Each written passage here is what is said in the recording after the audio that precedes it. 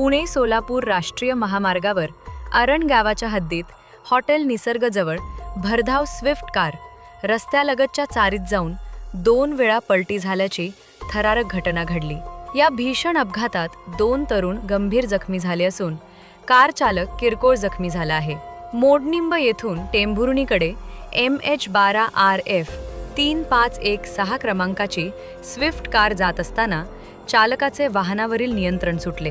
Bharat petrol पंपाजवळील hotel निसर्ग परिसरात car थेट चारीत जाऊन 2 वेळा पलटी झाली।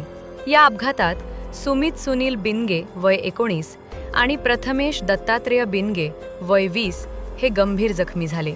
त्यांच्या डोक्याला आणि पाठीला जबर मार लागला आहे, तर कार चालक समर्थ सतीश सारुंके वय 22 हा किरकोळ जखमी झाला। माहिती मिळताच वरवडे टोलनाका गस्ती पथकाने तातडीने घटनास्थळी धाव घेतली। जखमींना रुग्णवाहिकेतून पंढरपूर येथील खासगी रुग्णालयात दाखल करण्यात आले। अपघातात कारचे मोठ्या प्रमाणात नुकसान झाले असून टेंभुर्णी पोलिसांकडून पुढील तपास सुरू आहे।